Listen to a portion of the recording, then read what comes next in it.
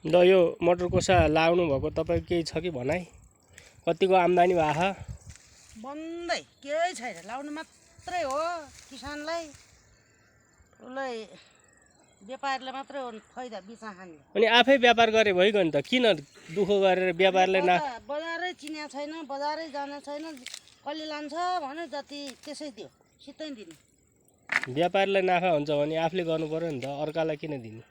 आफै लाने, बजार व्यवस्थापन गर्ने, जाने छैन, दुःख गर्ने, अर्कालाई मात्रै खुवाउने हो। अर्कालाई खाँदिने किन दुःख गर्नु पर्यो त? बोलाएर घरमा सुतेर बस्यो हुँदैन? सुतेर फेरि के खानु?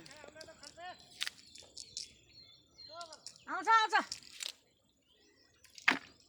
तपाईँको यहाँ नि सुकेछ, यहाँ नि सुकेछ। ल आउनु आउनु, मटर कोसा टिप्न आउनुहोस् तपाईँ नि।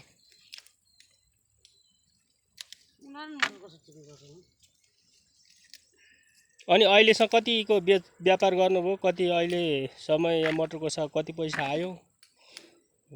कति रुपियाँमा बेच्या भन्नु त? 20 रुपियाँ किलोमा बेचेको छ, 2-4 दोक्रा आयो। 30 रुपियाँ केजीमा होला? 20 रुपियाँ 30 रुपियाँ बेचेको छ, त्यहाँभन्दा हामीलाई दिँदैन। अनि यति गरेर खाना लाउन पुगेको त? खाना लाउनु कहाँ पुग्नु नि? अनि के खानु भएको त? यसो जागिरियाले अलिअलि ल्याउँछन् घर, त्यही खुवाउँछन् राख्छन्। हामीलाई यहाँ यसो काम गरेर समय बिताउने मात्रै गरे हो, खेती नै छैन, के गर्नु?